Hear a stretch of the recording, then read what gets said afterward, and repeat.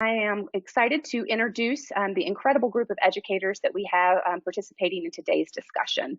I'm just going to briefly introduce them and then we'll get launched into the conversation. Dr. Cassandra Barker joins us from Lancaster ISD, where she is the Assistant Superintendent of Instructional Services. Throughout her career, Cassandra has served in several school districts as a principal and administrator. She also worked at ACT and with the College Board, where she collaborated with school districts as well as designed and directed diversity and inclusion strategies. Dr. Barker will be joined by Dawn Cooper, who is currently the Assistant Vice Chancellor of College Access Initiatives at University System of Georgia and serves as the Project Director of Georgia's first ever Gear Up grant. Dawn also provides leadership and support for several other university system and state of Georgia efforts to increase college access and success of under-resourced students throughout the state. Dawn's goal in all of her work is to ensure that all students, regardless of their background, have access to the programs and resources required to make a successful transition to and through college and to fulfill their career passion. We also have Dr. Cheryl English with us today. Dr. English is going to be moderating our conversation, and she is a clinical associate professor in the Simmons School of Education at Southern Methodist University. Dr. English taught for over 15 years at all grade levels and served as a K-6 principal for more than a decade. Over the course of her more than 35-year educational career, she has advised and provided professional development training and collaborative support on school culture and equitable teaching practices through an equity lens to school districts and nonprofits. And finally, we are very pleased to have Richard Gordon joining the conversation from Philadelphia, where he has been principal at the Paul Robeson High School for Human Services since 2013. Richard is the 2021 National Principal of the Year and was honored by the National Association of Secondary School Principals for his work in leading students and staff at Robeson High School to lower truancy rates by 10%, increase the graduation rate to 95%, and create a school community that is thriving academically, socially, and emotionally. All of these educators have so much to share with us, so I'm going to go ahead and turn the conversation over to Dr. English to get us started. Want to join me on screen, Cheryl? Hello, everyone. Hello. How are you? Thank you so much, Emily. So I bring you all greetings from the Department of Teaching and Learning in the Simmons School of Education at SMU in Dallas. And I am certainly delighted to be here. This topic, of course, for me is very passionate. As a first-generation college student myself, I can remember, even though it was a bunch of years ago, I can remember needing support and knowing that people at my school and in my community were there to help me and to make a difference for me. So I want to really just kind of open this up from a standpoint of what is important about equitable student supports and really, what do they look like? And honestly, when we think about the curriculum that our students receive, are they actually receiving AP coursework, and not only receiving this coursework, but if they need additional assistance with being able to perform well in these courses, are they getting the access and the support that they need? I think the other thing that's so important for all of us to think about, especially now, and to note, is that even prior to the pandemic, students of color and economically disadvantaged students were more likely than their white peers to actually drop out of school. And that happened quite a bit, as I said, even before the pandemic, without support from their teachers, counselors, and really their entire school communities. And it's important also for us to realize that there is research out there, an abundance of research that indicates that when students receive adequate curricular, and they also receive school resources and academic supports, they not only are prepared for college, but they believe in themselves that they are able to do it. And then they also believe that they belong. So those are some very important aspects for us to think about in our academic careers. The next thing I think is important for us to discuss today is What do these supports really look like? You'll see on the screen, we've got individualized academic supports. Of course, we know that schools have, counselors and they have teachers, but if there is someone else in the school or someone else in the community that we can partner with, then we know that students will get individualized support, and that's really important. For me, when I think of college and career readiness supports, and you'll hear that today from our panelists, I really think about who's going to help me with a scholarship application. Who's going to help me, first of all, with even completing the FAFSA so that I can get economic support? So those are certainly issues that students of color and economically disadvantaged students are faced with when they're thinking about attending college. Social emotional supports are so important. You heard me say a few moments ago about the ability for students to believe that they belong. So often, when students are feeling like they are inadequate or they feel a sense of disparity in the services that they're receiving, they just give up. They feel like I don't belong. And so, if we can help them not only with the supports, but also with believing in themselves, using their voices to say what's important and what they need, I believe we can certainly provide equitable supports for them. You, of course, know about many of the barriers, and I won't go through all of these, but poverty is at an all-time high right now in the United States of America, and probably even more so in some of our states and our cities. But just because a student lives in poverty does not mean that they have a poverty mindset, right? Research has shown that students want to graduate from high school. They want to attend college. The fact that I grew up in poverty never made me think I couldn't do it. So equitable supports is what really helped me to come out of the poverty in terms of the neighborhood, but also then being able to make a difference in my life. Rigorous coursework, once students get to college, they just know I have to be able to perform. So their high school years are important to make sure that they are taking the courses. Not only that they are taking them, but they're given the opportunity. So many of our schools don't have AP coursework for our students.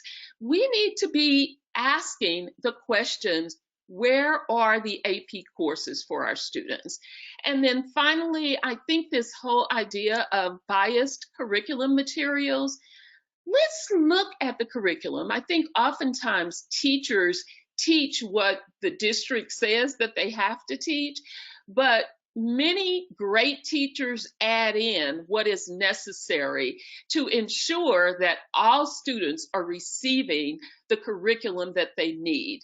But we need to speak up if we see that there is bias in the curriculum, bias in standardized testing. All of that makes a difference in how we support our students from an equitable standpoint. So at this time, I will tell you, we have a team. I know that Emily has just introduced them or given you their names, but we have a team that is really prepared to talk about all of these issues as it relates to equitable supports. How do we make sure not only that students are prepared academically, that's the skill, but how do we make sure that they have the will and the desire to learn? What about these individualized college and career supports? If the school can't provide it, where else can students receive it? Student voice is what my research is about, and students have to be given, and this is from a very early age, kindergarten, they have to be given the opportunity to advocate for themselves. And we as educators need to be the ones teaching them how to do that. And then finally, as I talked about a few moments ago, the curriculum content. So let's go ahead and bring in our panelists if we can. And Everyone will be here in just a second, and then I will ask actually the very first question that we're going to talk about today. All right, so everyone is here, Dr. Barker, Principal Gordon, and I think she is Assistant Vice Chancellor, I think, Don Cooper. So I am pleased to be on the panel with all of these educators. So the first question today is, when we really talk about skill, the academic aspect of students, the work that they're doing, and will for student learning, what is the difference and how do educators make sure that students have both? So I think Don is going to respond to that question, and then we're all going to just kind of pipe in. Sure, sure. So good afternoon, everyone. And thank you so much to our guests and all of my fellow panelists, as well as Dr. English and SSA for inviting us to speak today. So when you talk about student skill, obviously some students are going to be entering school in a deficit mode. All the way back from birth to 5, we look at the difference between students who are raised in an environment where someone is reading to them on a daily basis and really focus on literacy skills being built before they even get into the classroom. And so if that's not happening, students are entering in a deficit in many cases. Oftentimes, those students are at schools that don't have as many resources as schools in other neighborhoods do to provide additional supports to help them catch up and get to where they need to be. So there's so many reasons why you have students in classrooms right now who are just at a deficit when it comes to skills. If they're first generation, they may not have parents who went to college or understand what you mentioned earlier, the importance of the whole process around being prepared for college, not just academically, but socially and mentally and building all of those muscles. So these are tasks that students are not familiar with. They not always getting the training that they need. They don't have the full depth of knowledge that a lot of students have. And in some cases, they may have natural ability, but it's not being nourished at home oftentimes because it's not even recognized that this is a natural ability that my child has. And oftentimes parents are not able to afford those outside resources to help enhance natural abilities that students have. And we know all of our kids have some sort of natural ability, but it needs to be enhanced, it needs to be nurtured, it needs to be supported both in and out of the classroom. And the students who come to the classroom with intense skills oftentimes have someone at home who's nurturing and also able to pull out of their pocket and pay for those extra tutoring sessions, extra test prep sessions, extra summer camps. The last I checked, summer camps can run you anywhere from $500 to $4,000 to $5,000. And everyone needs that experience, not just the people who can afford it. We know that there are some free opportunities, but the ones that have the highest stakes involved, the 2 and 3 weeks on college campuses with intense, programming. Those are the high ticket items. So skill is really something that unfortunately our students oftentimes don't have the ability to control before they come into the classroom. The will is also something that has to be supported in and out of the classroom. A student's desire to be able to do something based on their attitudes and how they have been incentivized to do certain things, the confidence that they have built to be able to do certain things, and then also their personal feelings. And all of those are influenced oftentimes by what's happening in the home. If you have parents who have struggled in school and have had bad experiences in school and a bad attitude about school for whatever reason, sometimes that can be carried on into their students, and educators will see it in the classroom before they even have a chance to develop a relationship with the child. There is a chip on the shoulder that has nothing to do with the child. It's just from hearing the parent talk about the same school they attended. Sometimes the same educators are there. So it is important that we are understanding that oftentimes our students are entering our schools at a deficit in so many ways. And we do have to address that deficit, find ways to address that deficit, the other priority around meeting basic skills and meeting the priorities of the school district and the state and the nation and reporting and testing and all those things are all there on top of us trying to deal with these deficits. So it is absolutely a challenge in the educational system, but it is one that through collaborative partnerships, we can move the needle. We understand those agencies who are invested into our student success, like SSA and other groups, they're invested in being able to provide students with outside opportunities, mentoring programs, also, bringing people into the schools to speak to students, offering opportunities that are at a low cost or no cost to students, like summer camps and programs and things like that. So those are some of the differences that I see in between skill and will, and what we need to do to sort of address those things. Now, I don't know, do you want me to go beyond just the difference piece? No, actually, I think what you just reported was so important. And I will say, pardon me, that the entire time that you were talking, of course, Dr. Barker and Principal Gordon were nodding. I was nodding. So I honestly would love to hear from Principal Gordon, being the principal of a school. I'd love to hear your thoughts, especially as John talked about the resources and deficits and then opportunities for students. Yes, and thank you for having me today, and thank you to my fellow panelists as well. I think that Mrs. Cooper really hit on a few things that really hit personal for me. For what I've noted in having conversations with our executive leadership is really taking a huge examination on how, at the high school level, since I'm high school level, the deficits that kids are coming in with, because we are not doing as an effective job at the elementary school level. And what I find is that really, skill and will are really being driven by the issue around poverty, as you mentioned before. The lack of resources and the challenges that are happening at our elementary and middle schools. And I think that also at the same time, those lack of skills that students are able to pick up is affecting their will as they get older and older. And that is continuing to be a challenge. And so the conversations that I'm continuing to have is that, a lot of times we take a look at the incoming students, for example, in our ninth grade, and we take a look at those data metrics that they're coming in with. I'm trying to also have a larger contextual conversation with, our leadership, and I'm hoping that, that more individuals are doing this as well, which is take a look at what's happening across the board in our systems and see what are some of the trends are, because at the end of the day, we can't be in a position where we're only serving the top 15, 20% of our student population, and the other 80, 85% are changing, going from one school level to the next, with so many deficiencies. That means that whatever we're doing systemically is not being effective for the majority.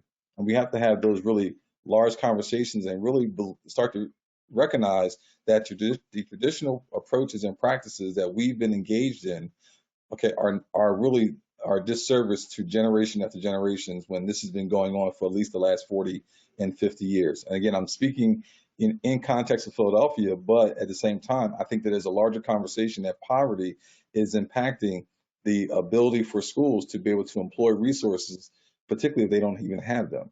So I'll give, and just a small example, what I mean by that. So 100% of my students are from, high minority communities, high poverty communities, zip codes in Philadelphia. And so there's a difference when you have a child who's expected to learn Algebra 1 in ninth grade coming in, but they haven't had a math teacher for 2 years prior to arriving into my school.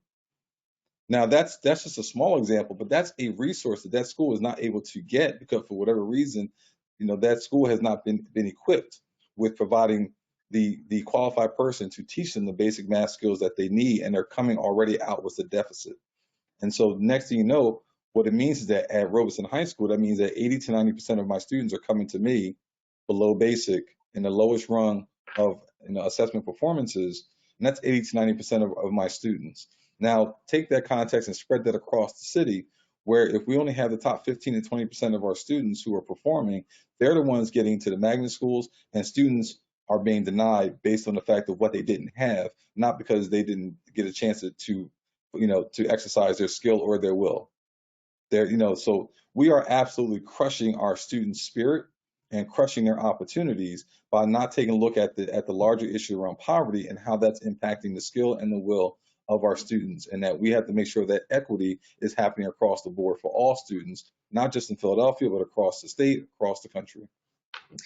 Thank you so much. You are absolutely right, Principal Gordon.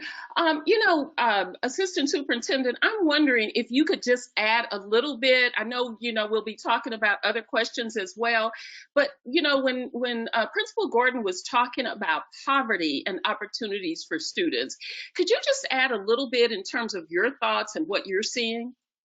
Well, I'm going to kind of flip the conversation a little bit, because the deficits that students come to us are not as great as the assets that they bring with them. And so one of the things that we really try to focus on in Lancaster is the assets that our students have. What can they do? We know the deficits are there. Our data shows that to us. What can they do? What do they like? What are their needs? What are their interests? And so we utilize those assets to decipher if it is a skill issue or if it really is a will issue. So if we play in the interest piece and we play in the area that they do, the things that they do bring to us, then we can kind of differentiate in between it. And so whether that means that, they liked robotics, and they are really intrigued by what makes the robot work. Within that, there's a lot of science, there's a lot of math, there's also a lot of, writing. You can get them to write about that, but, really try to find a place. I think probably the diversity and inclusion part of me that when I was in the ACT space, I always bring that back in with me for my many years that I have been in K-12 before, to try to help kids to find a sense of belonging, and a sense of being in whatever the work is. And so, just really focusing on the assets piece. And when I say that from a district perspective, we had this large conversation in many districts. We talk about curriculum and instruction departments, and I know my team is probably listening through the walls and smiling because for us, we purchase curriculum. And with instruction, you tell people what to do. But what are we really here to do? We're here to teach for learning. And so when you look at the assets that help us to really, really grow the assets, that's the measurement of learning. And what our hope is that we can take that and strengthen our college, career, military readiness programs, again, by helping students to find where they fit and focusing on those assets that they bring to us. Yes, absolutely, Dr. Barker. And, you touched on something in terms of student assets and being able to scaffold up using the assets that students bring to the classroom. And I know when we talk about that question on student voice and student agency later, that you'll be able to give us a bit more on that. So we're going to move to our second question. This will be for Principal Gordon. So research shows that students of color and other historically marginalized students develop college-going mindsets from parents, but also from teachers. I'd like to know and have you share with our community today, what benefits do students gain from receiving individualized supports from college counselors and other mentors? Well, I'm going to, I love having these panelists today. I want to applaud Dr. Barker for actually leading me into this question because what she talked about that her district is doing is really the way on what your response is to a lot of these deficits.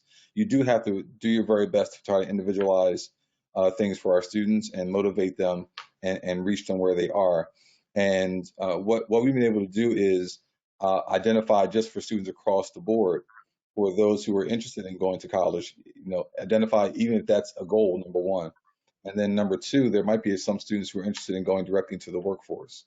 And so the benefit you have is that you have counselors from day one, having that college and career exposure to students immediately, at least at our level, since we're 9 through 12, our ninth graders get that from the minute they hit the door, because we start taking inventory and start identifying and understanding who our students are.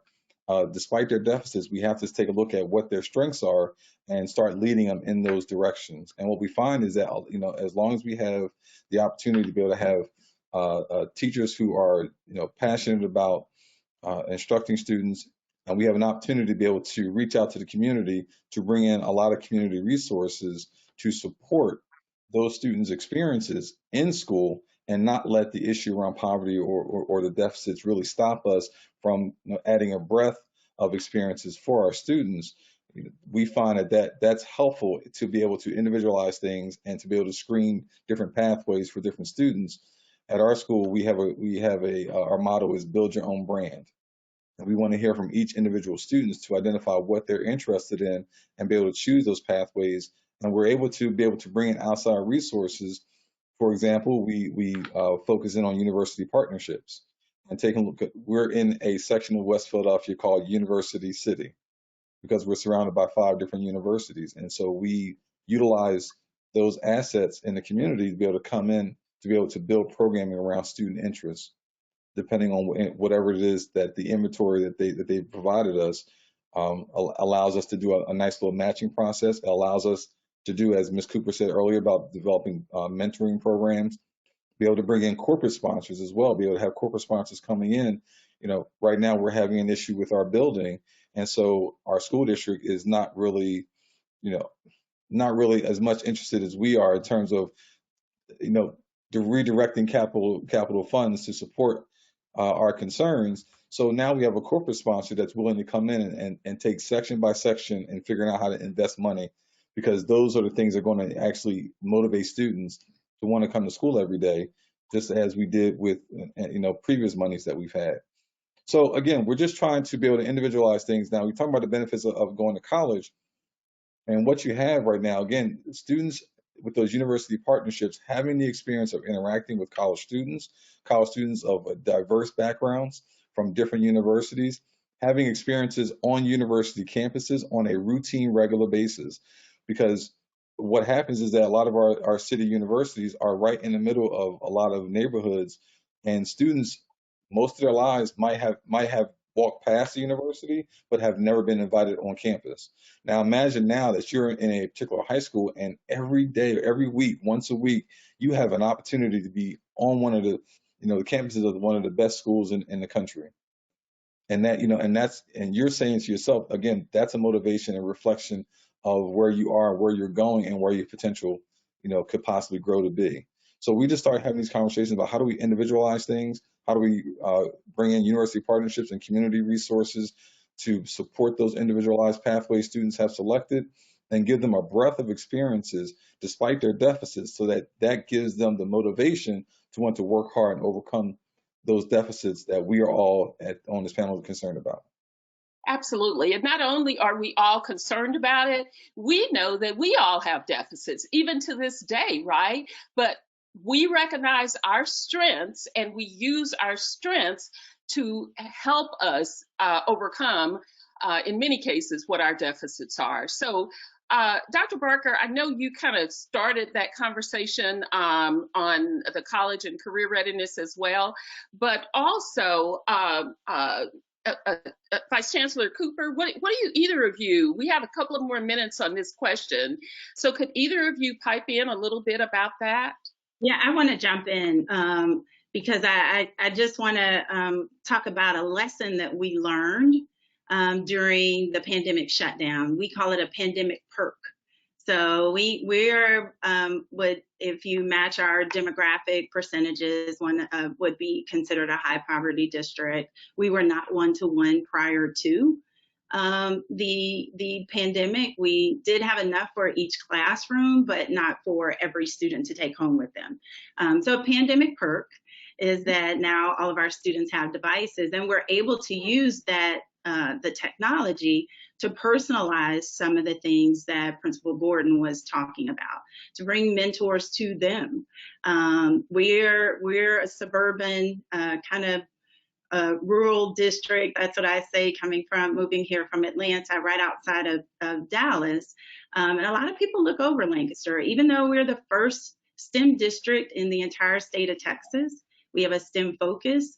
We've done things. We've looked at our high school catalog that also that touches our local community college, to bring those college opportunities, those career opportunities, all the way down to our elementary schools. They kind of look like themed magnet schools, but we're very intentional about giving our students those experiences to see what those careers might look like in the STEM field, but to also bring those mentors who look like them into their classrooms. And so that has been really powerful. We've made some partnerships. We've been intentional about partnerships with certain museums, again, and using technology to bring it to our students. We don't necessarily have to go out. And that was one of looking for mentors and making sure that our students, we looked at some of the needs that they had, social and emotional needs that they needed in our middle school. Of, sometimes kids just need someone different from their parents or their teacher. They need an adult to kind of help guide them. And we could not bring people into our buildings, physically into our buildings. So we decided to use the technology that they bring with them. I often say students hold all of the knowledge in the world in their pockets, in their phone. We had encyclopedias. I don't know about you all, but sometimes I would get in trouble for talking too much, as you can tell. I would be banned to the room with the encyclopedias, and I would read and look at pictures and travel the world in my brain. Our students can do that with their phones, but they can also connect with people who don't look like them, who had different experiences, and in turn open up their experiences. And so, absolutely. And I want to say this, Dr. Barker, because what you just talked about is me. Again, that first generation kid who's sitting at home in South Dallas. I know you know where it is because you're in Lancaster. And that was exactly and that was the one thing my mom made sure we had, encyclopedias, right? Kids probably would look at those now and say, what are those, right?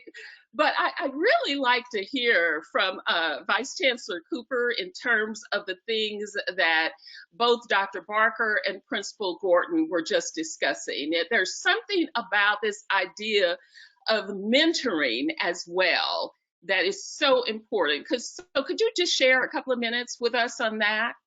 Sure, absolutely. And, I could just come in and say ditto, ditto and be done, but because of both of our fellow panelists have just shared some really tremendous insight on this issue. But I want to speak to what Principal Gordon talked about around building your programs around student interest.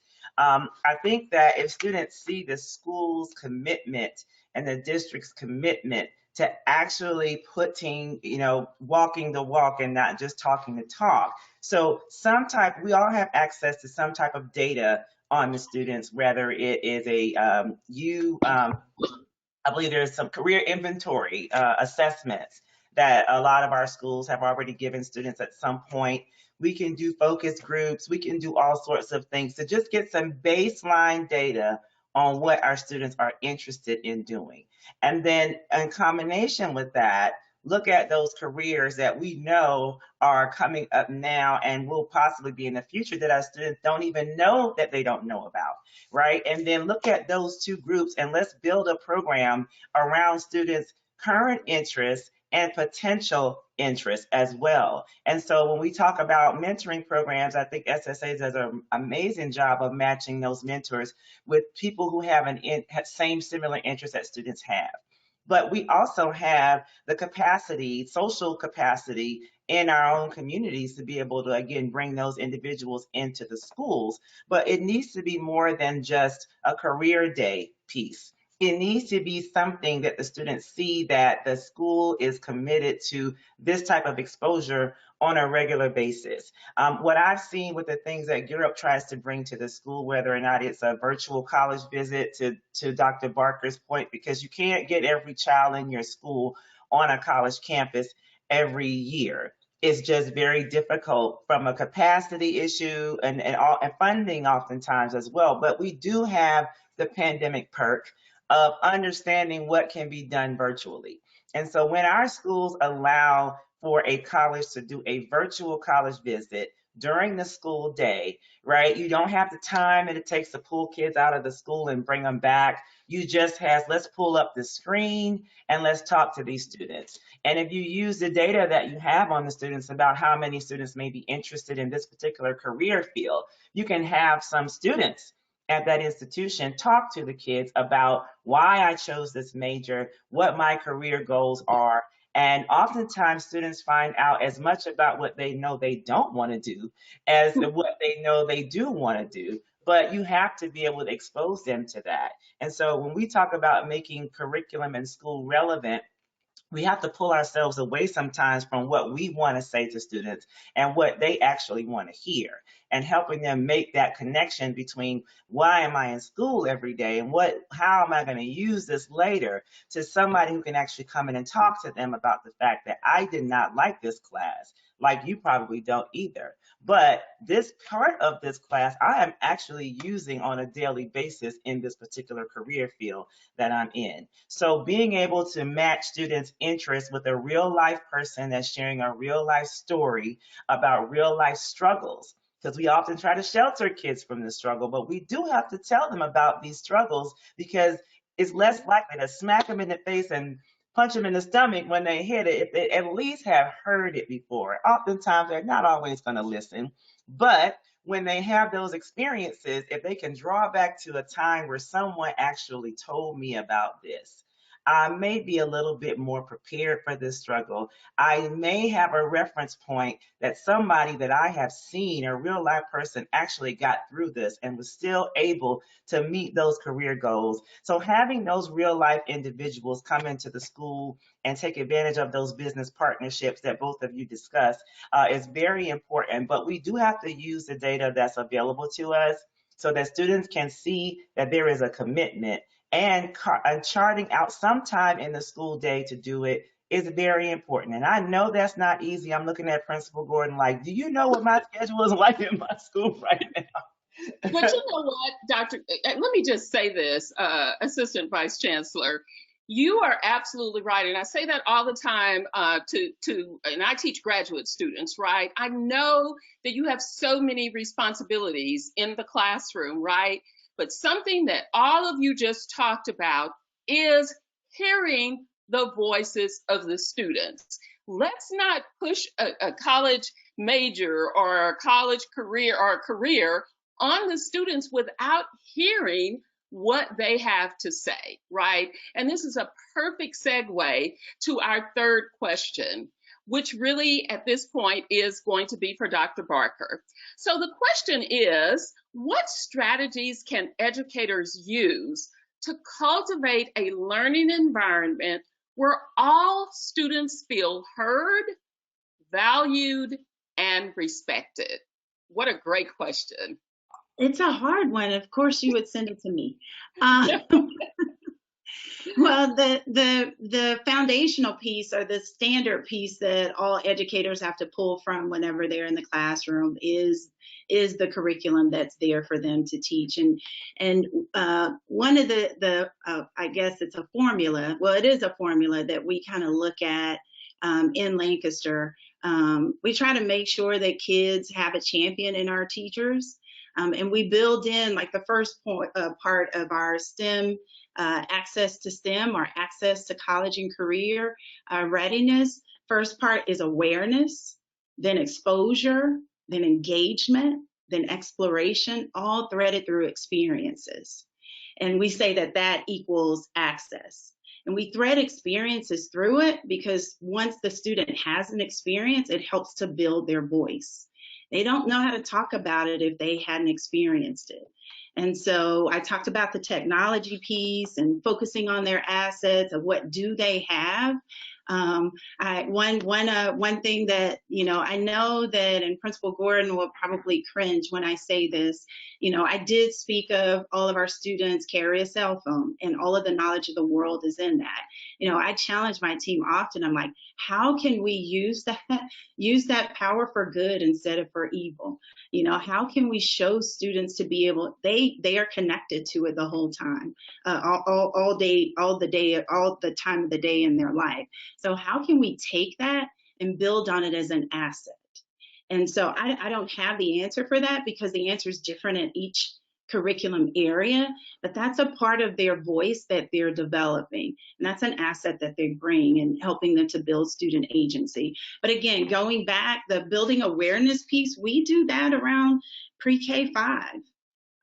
We make sure that our students are aware of, what experiences would help them to build their voice. We've taken our elementaries and looked at some of the things that magnet schools do, and around teaching and service is one of our elementary focuses, and one is focused on global entrepreneurship. Because our students know about being entrepreneurial through social media. They built a voice that way. We make sure that they have exposure events. We are planning an event here where it's a car crash, and we have insurance folks coming and the firemen, and our students will be exposed to the police officers and the work that they do, and our students will be reporters who will be looking at the whole event and coming back, writing about it, looking at the math that's in it that the police have to do. Again, that's an experience. The engagement piece, we make sure that our students at around 6th grade start engaging with different types of STEM electives. And then by the time they get to 9th grade, they can really, really explore what that pathway looks like. And our hope is that, after which they really start to be able to access college. We partnered with Student Success Agency at the 8th and the 9th grade when they are at the engagement kind of exploration type stage in our curriculum, so that students can then have another advocate to help them build that voice. But we give them the experiences so that they know what to expect, so that they know what to ask for, so that they know how to advocate for themselves and what they know needs to happen. But it's all built in. Our teachers, this is going to sound bad to some teachers on the webinar, they don't have a choice. We've built it into our curriculum. It is an expectation for our students. This is what we do in Lancaster. Our students do have a voice. We focus on their needs. We focus on their assets, and we make sure that they build the journey to what they see as being college and career ready.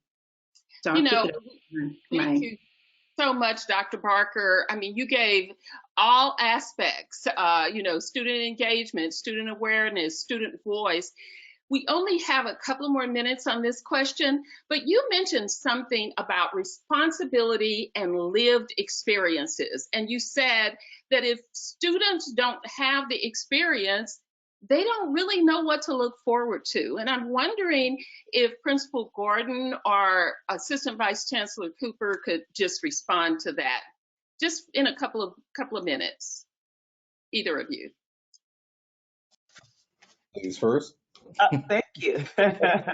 So I'll jump in. When Dr. Barker talked about building those experiences into the school day, it is actually walking the walk. It's letting students know that we do hear you and we are building this into our curriculum. I think that there's so many different ways. I think the biggest fear that I think our school districts and teachers have is that if you do something during the school day, you're taking away from instructional time. But we have to look differently at what instructional time is, because there is so much more that can be aligned to the existing curriculum than what we are actually aware of. For instance, if you talk about FAFSA completion, you can build a lesson plan into an economics class about FAFSA completion and 4-year funding formulas, income debt ratio, and why it's important to complete that form and do scholarships so that you can afford to graduate from college without long-term debt, and aligning the debt that you may have versus the cost of the career that you're interested in and what you're possibly going to make. All of that is an economics lesson that can be taught in the classroom, not take away from instructional time, but leave your students with some very relevant information that's going to assist them in the college going process. And also, when we talk about student voice and making them feel heard, we have to let them know sometimes if you're taking a survey or doing a career inventory, why we're asking you to do this. Don't just say, do it because I said so.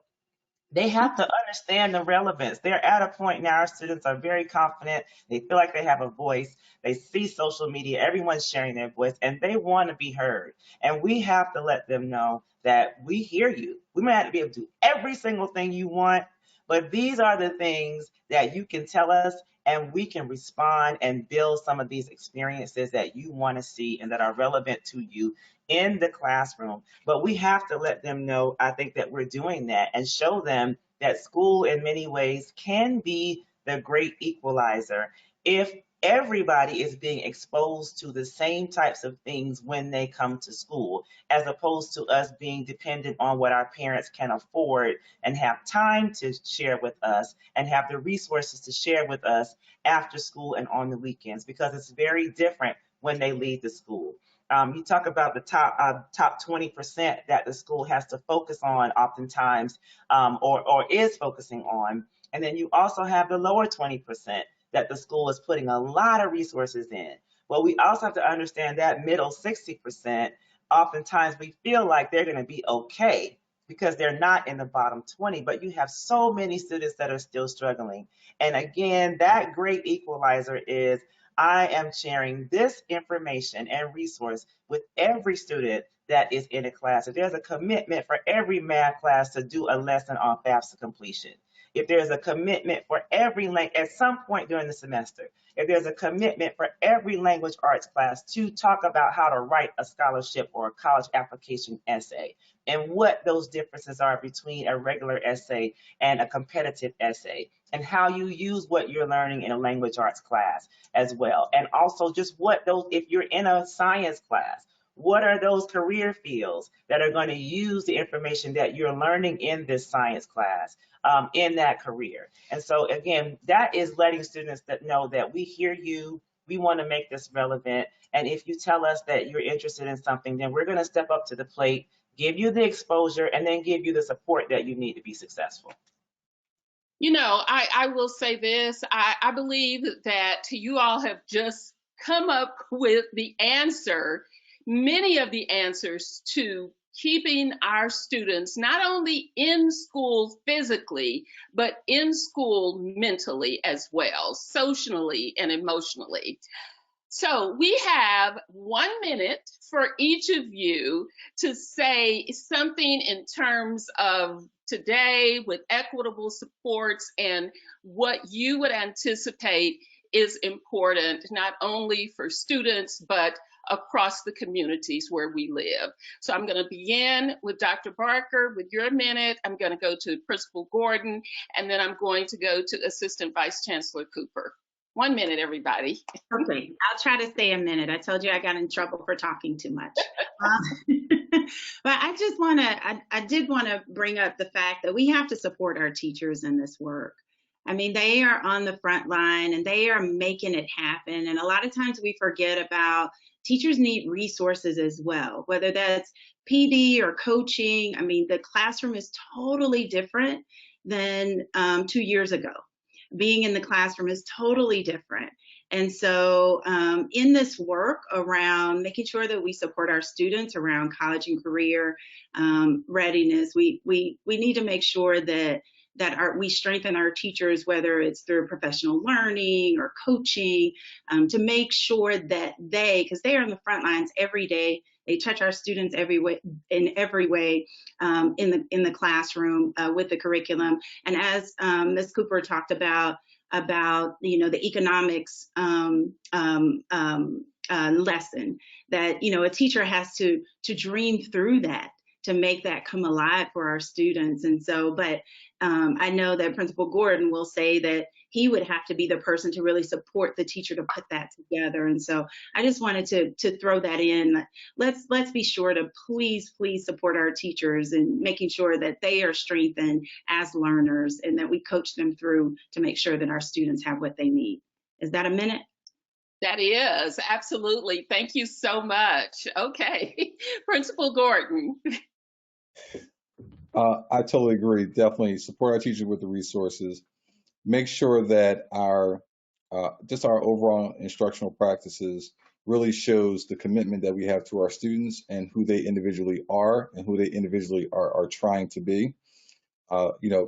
Just remember that unfortunately schools are not like they were 30, 40 years ago. So respect is not automatically given. It has to be earned by us, and we earn that by demonstrating our commitment to our students and respecting the people that who they are. We have to understand that our students are probably, in a lot of instances, as my panelist said, I'm stealing all of their words, so I'm giving you guys all the credit, that they're probably hearing a lot of the information that you're presenting to them for the very first time, or let's say they're actually listening for the very first time, put it that way, because they are who they are. When they come to school, that's 8 hours of them being as aspirational as possible. And then unfortunately, they are who they are the other 16 hours of the day.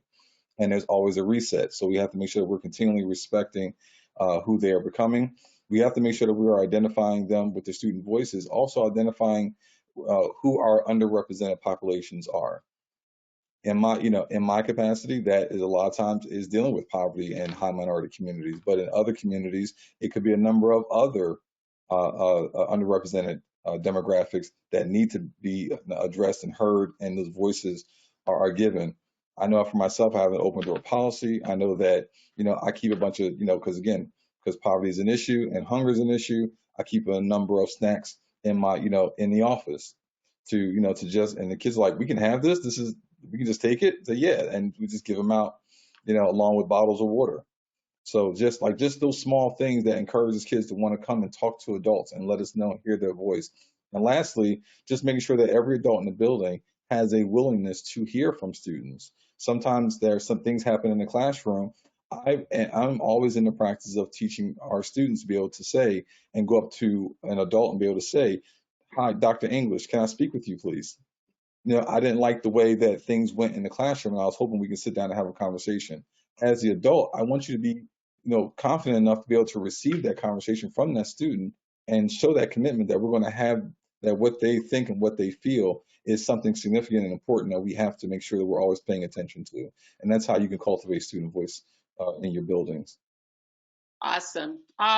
You just took the words out of my mouth about advocating and having students actually talk to their teachers and teachers receiving that knowledge.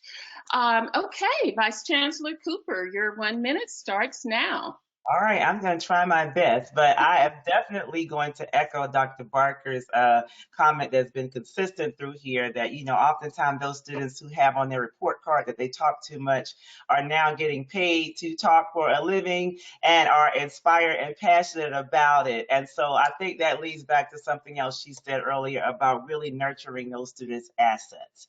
Those students that can get put out of class because they talk too much, those can oftentimes be your leaders. And if we find a way to engage those students, nurture that asset that they have to be a leader, give them some positive substance and some content to be a leader around, like those things that their fellow peers should and should not be doing. Students listen to each other oftentimes, but we have to empower our leaders with the information that we need them to be able to share with each other. And so you are in that way incorporating student voice. You are putting student voice in front of other students as student leaders, and you're building leaders within your school community. The other thing that I think is just very relevant across the board, both before the pandemic, but absolutely right now, is understanding the struggle that so many of our students and staff and parents are going through right now.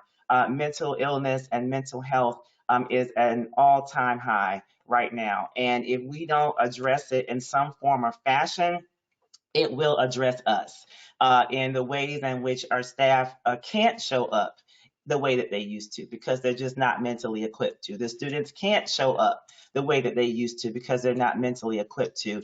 And so I know that, therapy is expensive, resources are expensive, but there are some creative ways to be able to implement some type of mental health support within our schools, whether it's taking the first 5 minutes of a staff meeting to have people talk about anything that they're struggling with right now and share a similar resource that's been helpful to them, whether or not it's meditation or yoga or a free therapy resource or something like that. And then also doing the same thing with our students at some point is giving them a little bit of space to be able to share the reality of a mental struggle that they're going with through right now, and also providing them with resources and sharing resources as well with students and parents. And so I know we have so many schools and districts who are responding to that call and doing an amazing job with it, like incorporating meditation in PE classes and yoga in PE classes, or just looking at different ways to make sure that we say, students, we hear you, we know that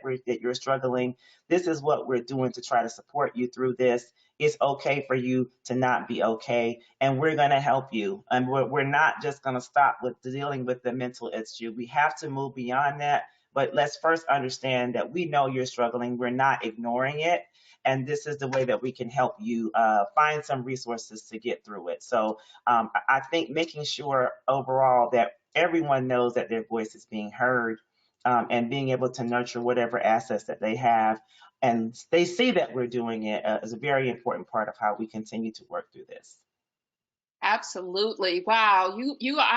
I am happy to be on a panel with you all or to moderate a panel with this group at any time. And I will just say this, I'm actually teaching a positive psychology class now for teachers. So everything that you just talked about, Assistant Vice Chancellor Cooper, it just resonates with me because those are the kinds of things that we're trying to help teachers with so that they then can take back to their classrooms.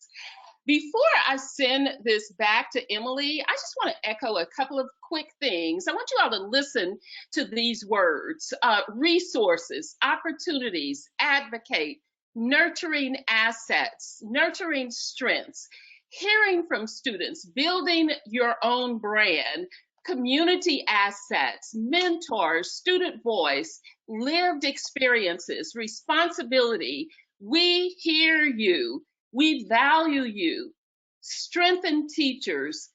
Make a commitment, engagement, and leadership. We talked about so many things, you all did, but those words represent the takeaway from anyone. And so, Emily, I'm not sure if we still have time for questions, but I'm going to turn it back over to you. Thank you so much to our panelists. You all were awesome. Yes, I echo Cheryl's gratitude for all of you. And we are at the end of our time. So we are unfortunately going to skip questions, but I do want to offer up a great opportunity for everybody who's still with us on the line. And you'll also see this in an email tomorrow. We're offering up a Equitable Student Support Assessment. And this is just a 10-question survey that'll just take you about 5 to 6 minutes to take. And what you'll get as you take the survey are recommendations for providing equitable student supports. So you'll see where you're at in the journey, and then recommendations and tips for moving forward to continue to strengthen what you're providing students. So we'll be sending the link out to that tomorrow in an email, along with the recording and the slide deck and your certificate of attendance. So you'll have all of that to look back on and share with colleagues and make plans for moving forward. But thank you again, Cheryl, for guiding this discussion and for your remarks at the beginning. And thank you to Dr. Barker, Principal Gordon, and Vice Chancellor Cooper for joining us today. I know how incredibly busy you all are and how much work and responsibility is on your plate. So we really appreciate your taking the hour to be with us. I also want to acknowledge all of the educators who joined us today and the incredible work you're doing under very challenging circumstances, which we touched on today. And we know it's immense what you're doing, and you don't always hear the appreciation that you absolutely deserve for the work that you're doing. That goes for our panelists too, and everyone who joined us. So we acknowledge all that you're doing, appreciate all that you're doing, and want to thank you for that. So again, thanks for joining us today. I hope you'll take that Equitable Student Supports Assessment when you get that link tomorrow, and also explore how Student Success Agency can help support you in your efforts to provide those individualized supports to students. So thanks again, everybody, for being here. Have a great day, and best of luck with the new semester.